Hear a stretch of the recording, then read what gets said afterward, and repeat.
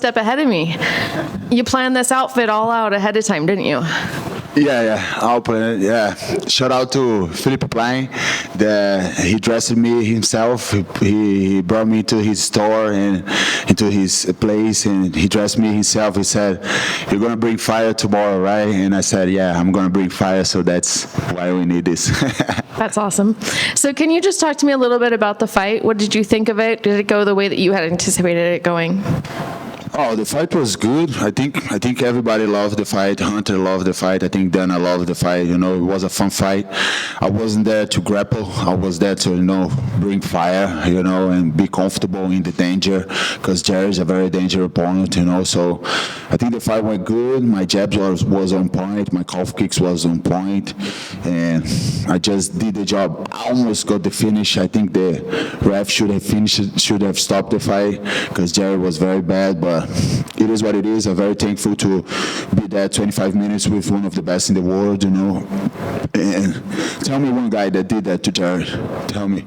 There's no one that did that to Jared the way I did it, The durability that I had over there, the shots that I took, and I kept standing, So very proud of my performance. I righted and I said and I asked God to be the best performance of my career, and it was. Were there any surprises in there? Anything that you hadn't anticipated from him? Not at all.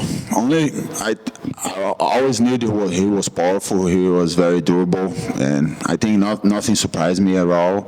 He actually managed to change inside the fight. He was slipping off my jab and all this stuff, but I saw it all coming. Me and my team, we anticipated everything that he done, and that's why we're the fighting nerds. We calculate, we study, and when the test comes, we take A+. How about that cut? How does that feel? Is that gonna be fun for the airplane? Oh. How you guys think? Starting. It's a good cut. Good thing. Sorry, it's a good scar to tell the history, and to show my kid, and said that he worked hard to, to fulfill your dreams, to provide to the family. So it's just a story right now. It's all good. Thanks, Jared. I've heard some fighters say that when they smell the blood, it kind of turns a switch on. Do you feel that way? I think this is just something that people made up, blood is blood, for sure. When I felt it, I was like, I cannot take again that, because it can be open more, so I wouldn't be dumb enough to know, now I felt the blood and now I'm going for it. No, this is not my style. I'm very calculated guy, like a fighting nerd, so I think this is just something that fighters made up to hide their fears. And, we spoke a little bit earlier about you being the first fighting nerd to have a main event. Now you're going to be the first to have the first main event win. Does it feel nice to kind of be the person that's building the path for some of your teammates? Yeah, it feels great, I know that I inspire a lot of people in my gym, I know that I'm a role model to them, that takes a lot of responsibility from me, but I'm doing my best, I just want to be considered one of the most intelligent guys that ever stepped into the octagon, just to be compared with GSP, John Jones, and all those guys. I know I have a lot of work to do, and I think I inspire all the people on the gym, outside the gym, in Brazil, and all this, and I'm very happy, blessed, and thankful for that. That's my son. He's screaming, Leah! He's excited. Yeah. Probably because he knows you're probably going to spend some of that bonus on him, right? Exactly. On his future, I'm going to give what my coaches deserve, and the rest I'm going to invest. I'm going to have a great trip to Thailand just to enjoy with my wife and my son, and can't wait. And what does this win do for you, for your career? Where do you see it taking you? I think it takes me to one of the best in the world, I'm top 5 right now. At least I deserve a top 5 spot on Tuesday, and I think I proved myself as one of the best in the division, that I can strike, that I can not only grapple, I can strike, I have the grappling, I have the wrestling, I have the durability, I have the sheen, I have the power. I think I show everyone that tonight, and it's just going to take me to my belt. The mantra of this training camp was to show the new champ arrived, and I think I showed that a little bit, If I'm not the next one, at least when there's a conversation about who's the next one, my name is going to be around there, I know that. How long would you be willing to wait for a title shot? Would you agree to fight 1 or 2 more times before you get that?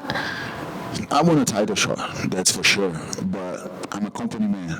Whoever's Hunter and Dana said me to fight, if the people above me or something like that, like the fight that I deserve, the fight that's gonna put me even more close to the belt, I'm gonna take it, because I'm the company man. I'm very thankful for all the UFCs doing in my career, for all the UFCs giving me all this platform and putting me, and I'm living my dream inside the UFC, I always wanted to be a UFC fighter. I always wanted to be a champion.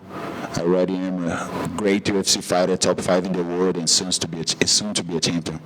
Thank you. Thank you. One right here real quick.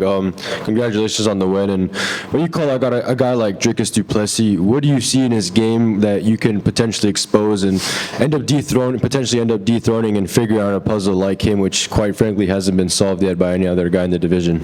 I think he's a good challenge, I think he's, as I said in my interviews, like, don't get me wrong, guys, I just said, like, he's not like a plastic guy to see, he's very bad with his technique, but he's making it work, and hats off to him, like he deserves the spot that he is right now, and I'm willing to test myself against him.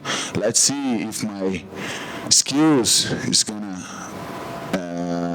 win from his skills, I think I will, but I need to prove inside the octagon, so I just need a chance. And there probably isn't going to be too many guys ahead of you on the rankings come Tuesday when the matchmakers get that figured out. But one of them being Sean Strickland, who it looks like he might be next for the title against Dricus. So if that rematch ends up happening, how do you see that fight going? Maybe I got Strickland winning this fight, maybe, because I think Strickland won the last one, but maybe he left a little bit inside the octagon that he could do a little bit more. But MMA is crazy. I always bet against Dricus and he always won. So I'm not betting on the next one. Not betting on money, picking someone that's gonna win. I'm not picking. Let those guys kill themselves, and I'm the next one. If he was to win in a potential close fight again, do you think that would maybe have you wait a bit more on the sidelines for a title shot, given that they might opt for like a trilogy between those two or just something like that? I don't know, man. I can wait. I can fight. Whoever UFC puts on me, and let's talk. I just want a meeting with Dana. I think I deserve a meeting with Dana, Like, I always see all those guys go inside his room, have a meeting with him and Hunter and all those guys, I want to be one of those guys, Just go there, have some talk about business, I can be a big superstar in the sport. I know that. I just need to keep working as I am. So then I'm waiting for your call. Just call me. We have some meeting. We have some sushi. We have some cold plunge, something like that. Last one for me. Where do you think the Fighting Nerds will be in their career 1 year from today? I mean, you, Carlos Prates, John Silva, just to name a few. Where do you guys think you guys will all be in 2025? Brother, we are taking over, brother. In 2025, I'll be the champion. All the other guys will be like top 15, top 10, or even champion. You see what John Silva did to the last opponent. You see what Carlos Prates did, Rufi, there's Bruno Brazil, there's Thiago Moisés, Kainan Kushevski. There's a lot more guys in the gym that people don't know, So we're cooking great guys, and it's the Fighting Nerds takeover. You better watch out. It's bullying payback time. Congrats on the win. Tremendous performance. We know that, you take your craft serious as a professional and you guys can prepare as much as you can. Fighting Nerds put together the plan, but how close to what you guys emulated sparring sessions, training was able to come through tonight for you, and you say, you know what, this was just, I was comfortable. I was able to do what I wanted to do because I prepared. Yeah, this is interesting because I need to take hats off to Extreme Couture. Those guys really embraced me over there. They treated me as one of their teams. You know, when I'm here in Vegas, I'm always training with them because, you know, they're high-level guys over there. They're Sean, Curtis, and all those guys. So I'm very thankful for them. Thank you guys so much. Thank you, Sean. Thank you, Curtis. Thank you, Nick. Thank you, everybody over there. You know, Eric. You know, and you know, being there, fighting every day, training every day with high-level guys is something that really made me better. But in the gym, in the Fighting Nerds gym, there are guys that are really, really high level. You guys are seeing that in the UFC. It really made me the athlete that I am today. And thanks to the coaches, you know, over there. Those guys are doing an amazing job. They put everything over themselves inside this fighting game, you know. Like, I came straight from Manchester here to Vegas, and I said to them, oh, we're going to pass 3 weeks in Vegas.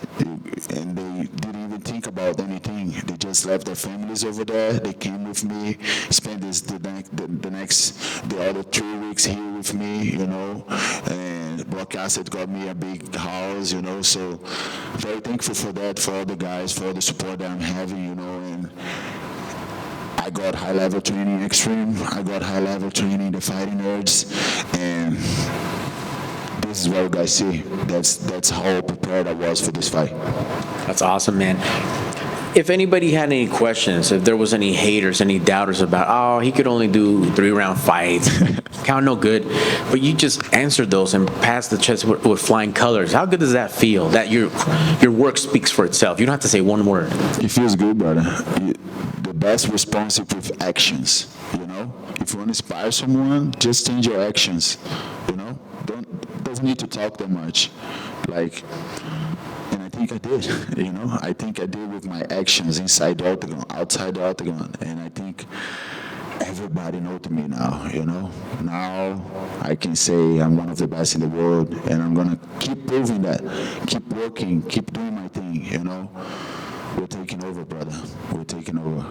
Yes, sir. Congrats on that. And like Harold alluded to, with now how everything just changes. As soon as your hand was raised, that second marks the moment where everybody knows you're thrusted into a whole nother level of the UFC.